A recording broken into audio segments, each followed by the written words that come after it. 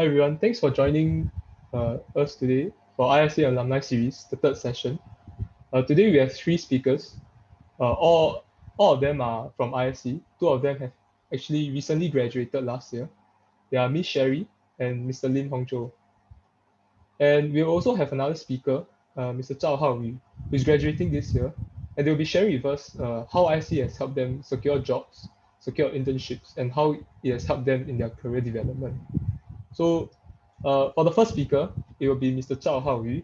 He'll be graduating this year and he'll be starting his work at OCBC. So uh, without further ado, let's have Haoyu to share with us his work experience and how ISE has contributed. Haoyu, please. Hi guys. Nice to meet y'all. I'm Hao Yu. I'm a year 4 ISE student currently, and I'm an ex-ISE club member.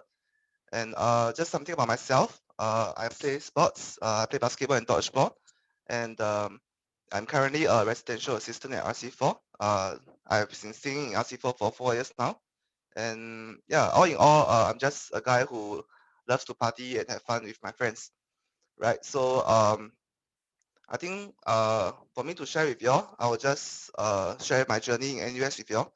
I did this timeline chart for y'all to see it better. So I'll just run through it. So in year 1, actually I attended summer school in summer. I went Korea, Hanyang University, and that actually was 3 months during our summer break. And for year 2, I had my first internship. It was with Data Spark.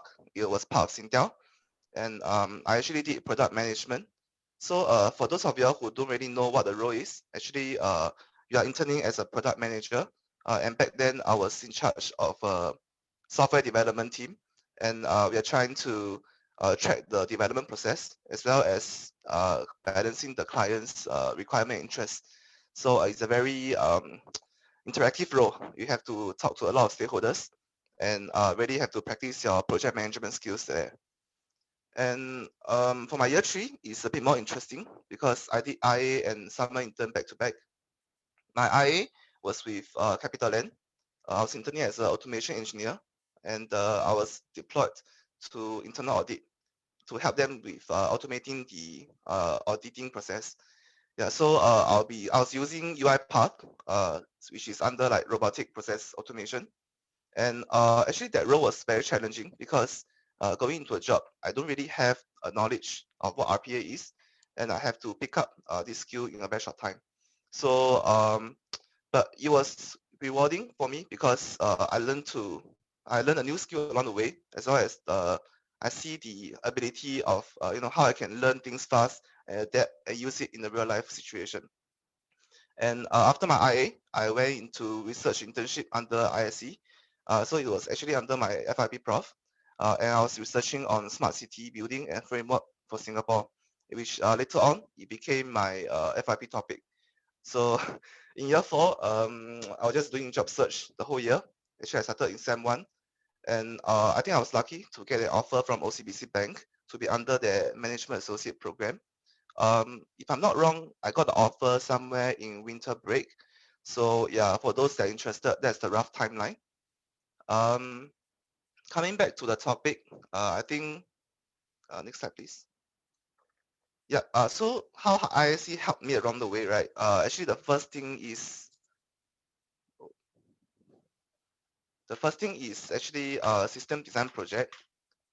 So this is something that's very special to ISE undergrads, and it's a very big curriculum that's in our 4 years lah. So basically, you are deployed in a team of 4 to 5. You are attached to a company for a whole year, and you'll be working on a real industrial problem that they give to you. At the end of the 1 year, you have to deliver your solution to them, and hopefully it's of use to them lah. So for mine, I was deployed to AMS Sensor. It's a sensor manufacturing company, and our goal is to actually program a smart planning system for the manufacturing factory. So the aim of this is to actually help them with inventory planning as well as job scheduling with the varying demands. So because it involves a large size of data, right? So we have to use programming and some data visualization tool to help us along the way to deliver what we want to deliver. And that was a very eye-opener for us because it's the first time we are working on the industrial problem. And that's when we realized how robust and complex a real-life problem can be. And we have to actually learn things out of our curriculum along the way to, complete a task. So that's I would say the biggest thing that ISE exposed me to. And but in a more general sensing, actually, I think ISE gave us the edge in terms of first exposing us to tech tools, because we all know that everything is getting digitalized. And actually, as an engineer, when you solve solutions, you are more or less talking about technology solutions. And programming, coding will come in handy for you next time when you go out to work. So in our 4 years time, being exposed to such tech tools give us a very high level of familiarity to these things, and it's easier for us to adapt actually in the future. And second point, it will be system thinking and problem solving. I know this sounds very general, right? But actually in ISE, unknowingly they will nurture your way of thinking, and you'll learn to approach problem in a very systematic way and a very layered approach lah. And actually, the employers next time they do look out for such mindset.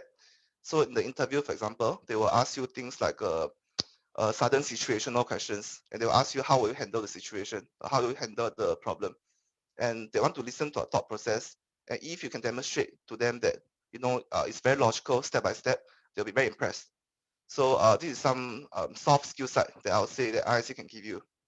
The last one is actually flexibility in your career choice, because although we are an engineer, we are not really like the other engineers where they are very bounded by a certain industry already. And the things we learn can pretty much be applied to a lot of industries and sectors. And as you can see, me, Sherry, and Honcho, right, we are all working in different sectors. So that's a very good example to see that how ISE grads can venture into other domains and be of use there lah. So that actually give us a very competitive edge. Yeah. So I guess I'll end my sharing with this quote below. So actually in ISE, your fate, your path actually is in your own hands. So what you want to be after 4 years is really up to yourself. And you can really have the freedom to build towards it lah. Yeah. So I'll pass the time to Sherry to share more on on her own roles lah. Yeah. Thank you, Okay. Harvey. Thank you, Howie, for sharing with us your experiences. So let me first introduce myself. I think I can press the next slide. Yeah, thank you. Okay, so let me first introduce myself. I'm Sherry and I graduated from ISE last year in 2020. So I was also part of the ISE Club and organized the ISE camp with Hongcho, which was a very fun experience for me. Outside of ISE, I was also the project director for an OCIP called Project Cebu. And I was also in the German LPP which is language preparation program that prepares you for your exchange overseas. So currently I'm working as a systems analyst at Integrated Health Information System, which is the technology agency for the public healthcare sector in Singapore. So before I dive into my current job, maybe I will just share more about the various industry experiences that I had during my time in ISE. So when they say that as an ISE graduate, you can work in almost any industry, right? I think it's kind of true. So when I was in uni, I was still unsure of which industry I would like to be in. So my approach was to just try to apply to as many industries that I think I would enjoy, and at the same time find out more from friends who are working in a different industry that I was in. So this helps me to narrow down the kind of role and industry that I want to work in after I graduate. So like most of us in ISE, my first ever internship was during the summer of my second year. So at that point of time, I would like to explore a more technical role. So I interned as a manufacturing engineer at Cameron, which is an oil and gas company. So if you click the next slide, yeah, so the company focuses on manufacturing this thing called the blowout preventer, which you can see on the slides. So what this machine do, right, is to seal and control oil and gas wells from releasing like crude oil uncontrollably during the extraction of oil from the ground. So as a manufacturing engineer intern, I was in charge of creating process flows for the scrap items and goods in the warehouse, like in the factory. So there are many materials in the factory that like very bulky items and also very, very small parts. So there's a need to manage these inventories well so that we can reduce the time taken to manufacture the machine. Items that are no longer needed should also be scrapped so that we can reduce the inventory space wastage. So this allows the workers to decide which item that they can scrap and which item that they still need to manufacture the machine. So I was also tasked to kind of to standardize the manufacturing standard operating procedures by comparing the Singapore plant with other plant from overseas. So this was done through like interviews with managers from the overseas plant, also conducting time motion studies. So the results of this study, we use it to identify solutions which can reduce the manufacturing hours for this machine. Yeah, so my next internship was after year 3, Sem 1, and before I went for my student exchange program in Germany. So since Germany's school term only starts around around April, so I think there was a 3 to 4 months where I thought that it would be a good period for me to expose myself to another internship. So since the previous role was quite technical, I wanted to try a more operational or like project management role this time. So I did my internship at Shopee as a regional operations intern. So more specifically in the customer service department. Yeah, so the main goal for my team was to ensure that the customers who face difficulties in their online shopping experience, right, can get their queries resolved within an acceptable period of time. And also they can receive quality answers from our customer service agents. So I was in charge of the daily reporting of the operational key performance index across the region and was also involved in the developing of the automation process of this daily reporting. So this helps to automatically generate the reports for the customer service managers so that they are able to have an overview of the performance of their team. Yeah, additionally, I also use this data to analyze why some customer service agents are not performing as well as they're expected to be, and to also develop solutions that can help to improve the performances. For example, like we can create process flows to help the users access the platform more seamlessly through creating flowcharts or the different processes in the system, such as like the return process, the refund process, or like billing, etc. Yeah. Furthermore, I also did manpower planning for the customer service agents by analyzing the demand for the cases in each country and also the productivity of the agents, among many other factors. So based on historical data, we help to predict the number of customer service agents required for us to deliver a quality customer service. Yeah, so then in my final year, I got to work with SoftBank Robotics for my systems design project. So this project, the goal is to assess the feasibility of collaborative partnership between humans and robots in the environmental services industry in Singapore. So I would say that for system design project, right, it gives us an opportunity to work as kind of a consultant role so the companies will just come in with their problems, then we try to apply our ISE knowledge and present them with some solutions that might be beneficial to them.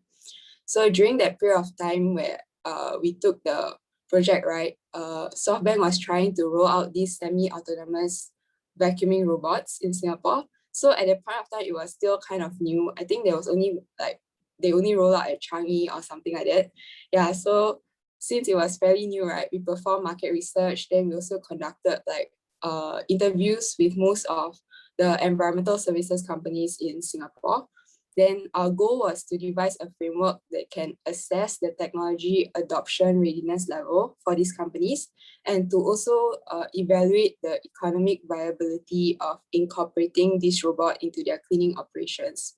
So we use tools like analytical hierarchy process, cost benefit analysis, and etc. for the companies to make a decision on whether these robots are economically viable for them. Yeah, so then to help to these companies better visualize the cost and time savings, we also created an interactive web interface using JavaScript, HTML, CSS, like coding a website, so that when clients can just input their details, and then after that, the website will help to calculate how much cost and time savings that they can save by adopting this robot, and how much more value-added services they can provide to the customers with the savings. So this was during the final year, and that was also when I started looking for full-time jobs. I think I started around like December 2019, because I think that's when most of the graduate programs or like all the companies start opening their application. Yeah, so at that point of time, I think it was also during a period where COVID just started or happened. So all the interviews that I did for full-time jobs are online interviews. Yeah, but anyway, after going through some interviews and tests, then I decided to take up the offer at Integrated Health Information Systems as system analyst, which is my current role right now. So for my current role, my company now, we focus on using intelligent, highly resilient, cost-effective technology to improve the Singapore's healthcare ecosystem.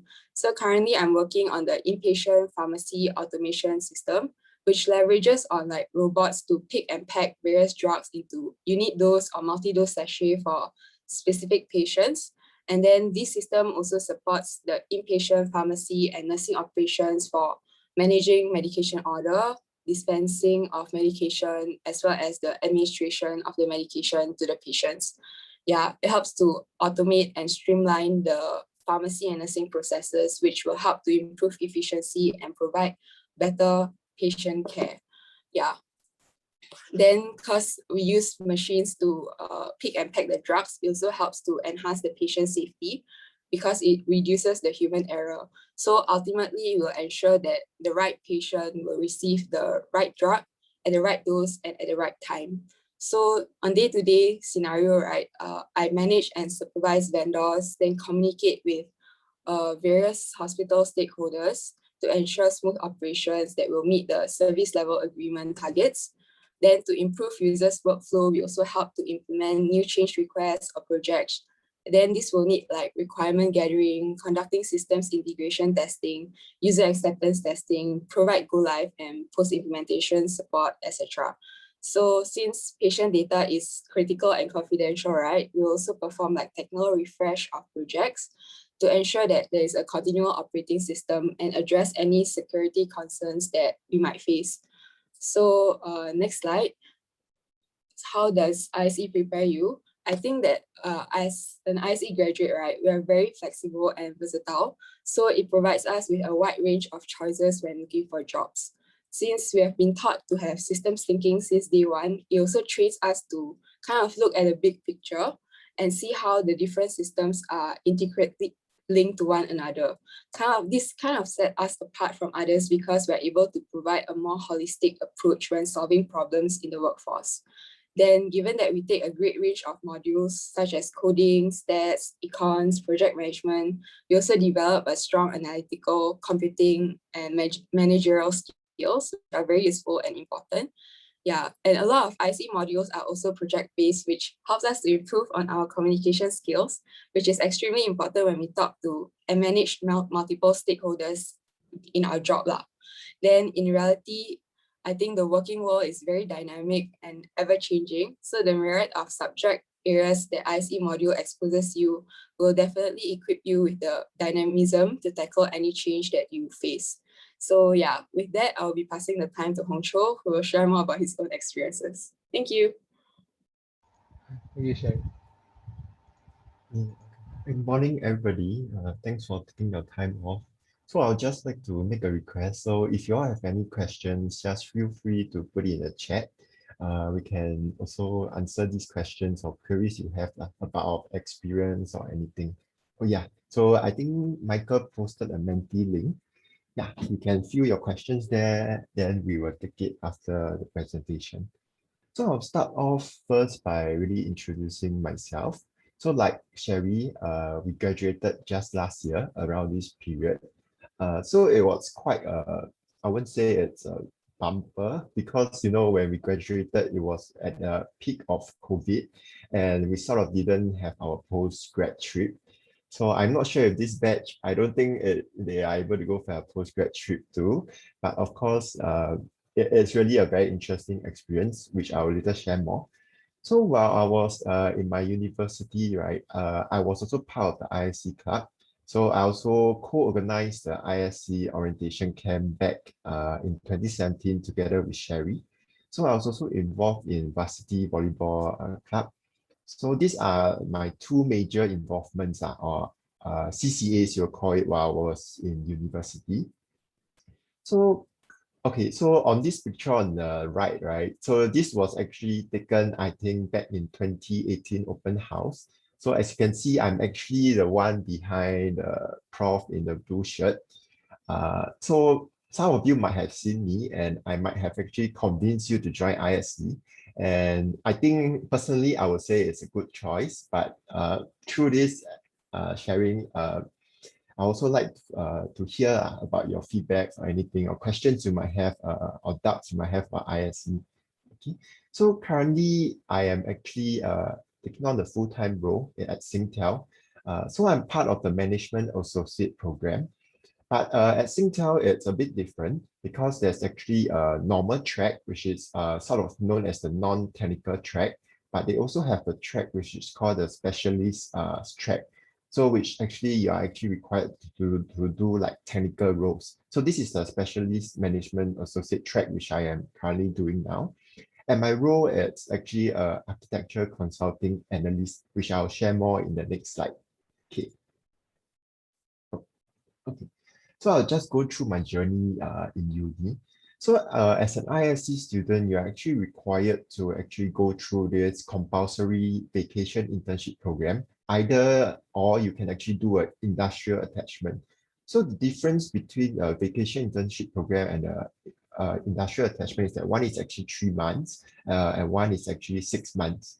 Okay, so I did my vacation internship program back in Republic Poly. So I think not many people know, but they actually have this center set up there, which is actually called a Center of Innovation for Supply Chain Management. So what this department actually does is they try to reach out to the SMEs to see, to offer help in digitalizing their processes, trying to make it more optimum. So maybe through using tools such as RPA tools such as UiPath, which is actually a UI automation software. So it actually helps you to automate certain repetitive tasks. And usually if you just give these tools to the companies, SMEs out there, they might not be able to know how to use them. So this department actually goes in to try to coach them and help them to identify use cases, potential use cases that can be digitalized in a sense by using UiPath. So besides that, I was also fortunate to actually be able to tag along one of my colleagues to do some process optimization.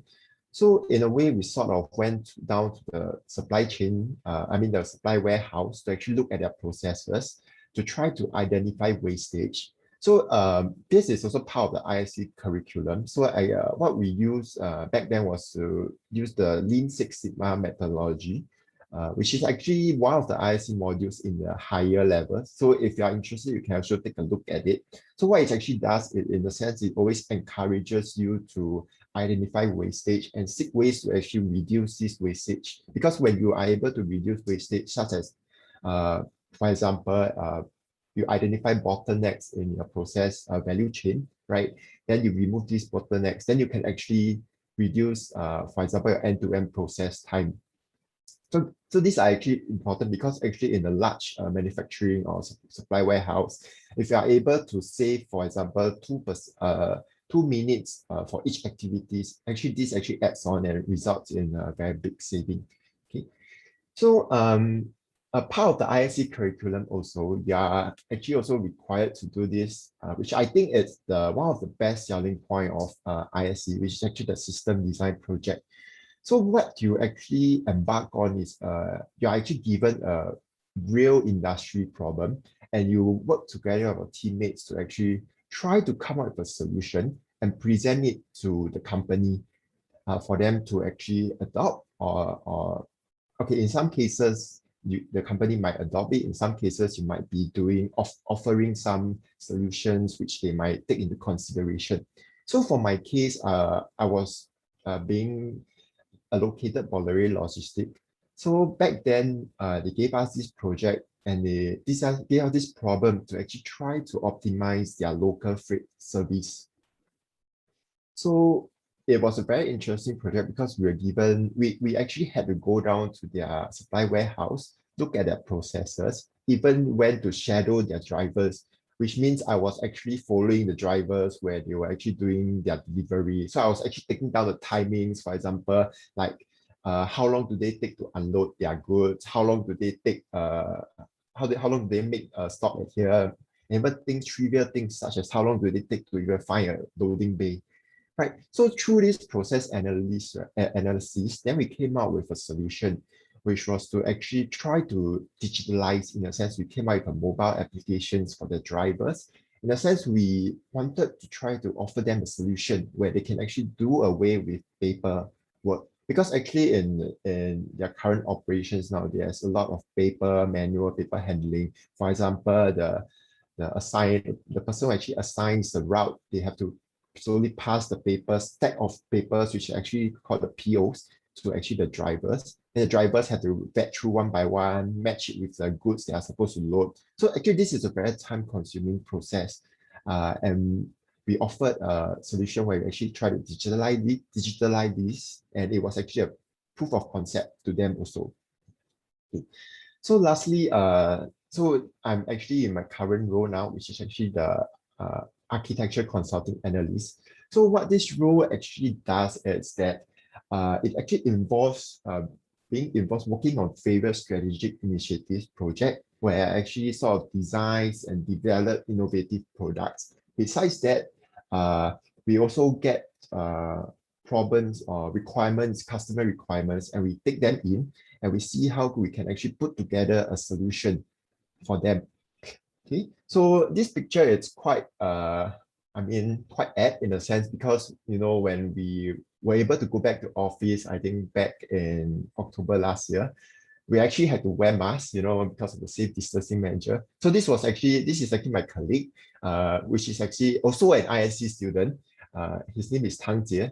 So as you can see, we were quite happy when we went back to office because actually, I would say it's pretty tough to actually onboard into a role when you're actually doing it virtually because sometimes you are unable to catch your colleagues the same way you used to do. For example, like if you are in the office context, you can just reach out to them for help. But actually, if you are doing remote work, right, you maybe might have to text them to ask if they are free, check their calendar.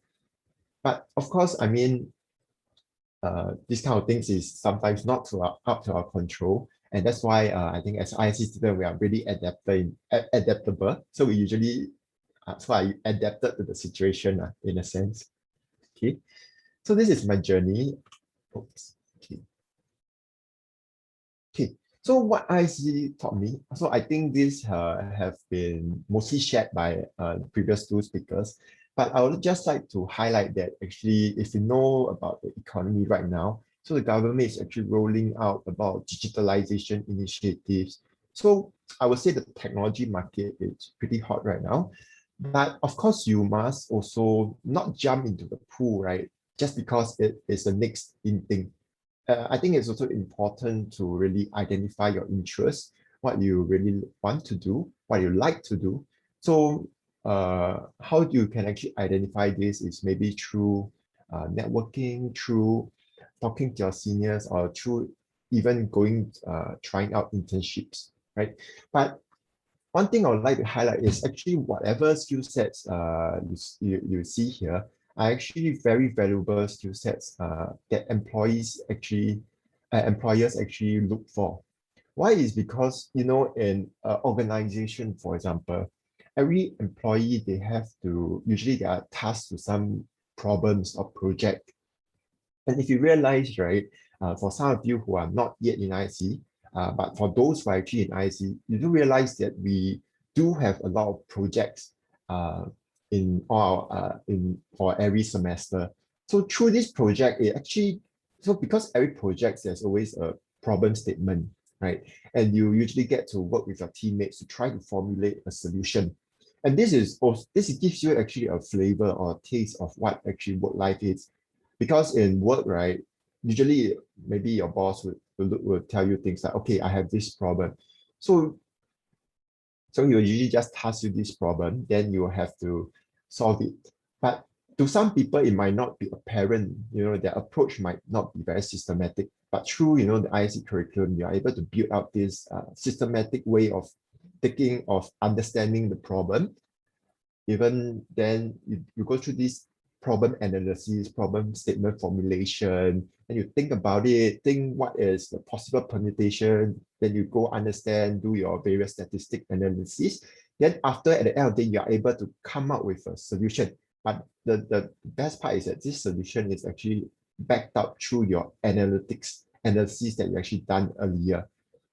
So I would say these are really very, I would say, valuable skill sets that actually employers look for. So when you're actually going out to sell yourself, remember to highlight what you have learned in your course, right? And to tell them that you actually have these skill sets. Okay. So I'll just give some, what is this? Okay, so can you reshare this slide? Yeah. Yeah, because I think I just added it previously. Maybe you just Let me Yeah, so I will just end off with some general tips about career or what you want to help you in the job search.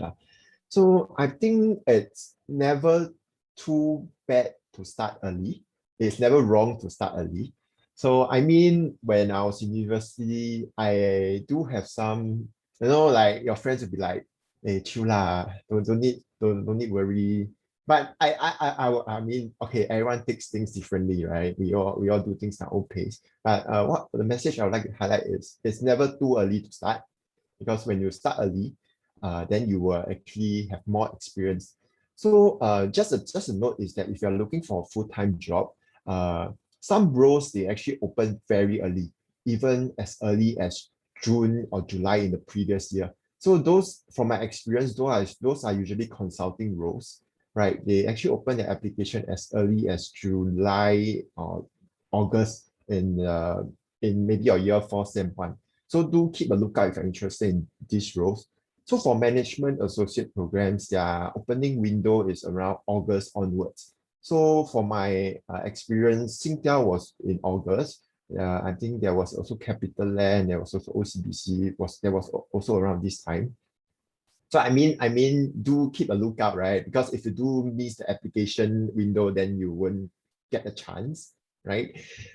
Second is to really go and network, because only when you reach out to people and you really ask them questions, then they can actually really offer some advice, right?